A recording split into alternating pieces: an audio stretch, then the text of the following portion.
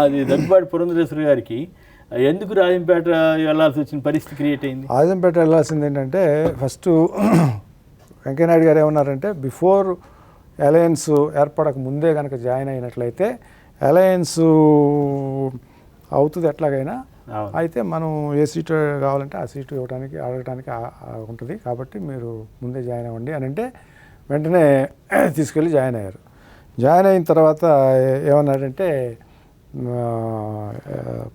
ఇవ్వటానికి వీల్లేదని చంద్రబాబు చెప్తున్నాడు అని వెంకయ్యనాయుడు గారు అన్నారు. మేము ఎక్కడైనా ఇప్పుడు మీరు విశాఖపట్నం హరిబాబు గారు ఉన్నారంటే మేము చెప్పలేము, మేము మనిషి కాబట్టి అక్కడ ఉన్నాడు కాబట్టి. అయితే శ్రీకాకుళం నుంచి ఎక్కడైనా నెల్లూరు వరకు ఎక్కడైనా తీసుకోవచ్చు, ఎక్కడైనా అడగవచ్చు. చివరికి నరసరావుపేట, ఒంగోలు వాళ్ళ క్యాండిడేట్ కూడా లేదు తెలుగుదేశానికి. రాయపాటి రాలేదు, ఇంకా అప్పుడు ఖాళీగానే ఉన్నట్లే వీళ్ళు రాలేదు. అడుగుతున్నారు, వీళ్ళు అడుగుతున్నారు రమ్మని చెప్పి, తెలుగుదేశం అడుగుతున్నారు. రాలేదు, అయ్యనే తీసుకోమని చెప్పాం. తీసుకోమంటే తీసుకోలేదు. తీసుకోకుండా అలా పెట్టేసి చివరికి 4 సీట్లు హరిబాబు, అక్కడ రాజు గారు, అక్కడేమో ఒకటి ఎస్సీ ఒకటి ఎస్టీ, 5 ఎస్టీ తర్వాత ఇచ్చేశారు. తర్వాత రాజంపేట అని పెట్టారు. రాజంపేట కూడా క్యాండిడేట్ లేరు.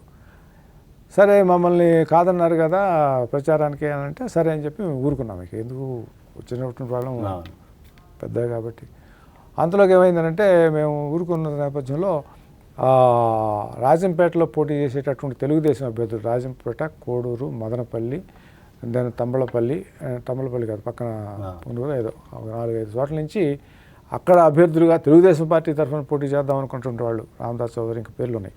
వాళ్ళందరూ మా ఇంటికి వచ్చారు. మా ఇంటికి వచ్చి నా పాతాళ్ళు కాబట్టి డాక్టర్ గారు మేడం కనుక రాజంపేట సీటు కనుక తీసుకుని వస్తే మేమంతా ఇక్కడ మాకున్నటువంటి విభేదాలని మర్చిపోయి మేము పనిచేస్తాము, కాబట్టి మీరు ఎట్లాగైనా ఆవిడ సీటు వస్తే బాగుంటుంది. ఇది వాళ్ళకి చెప్పాం.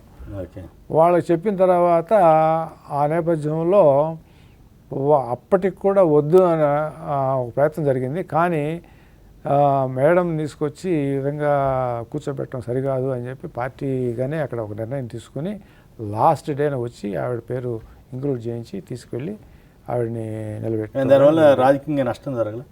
రాజకీయంగా నష్టం జరిగిందని చెప్పి అనుకోవచ్చు.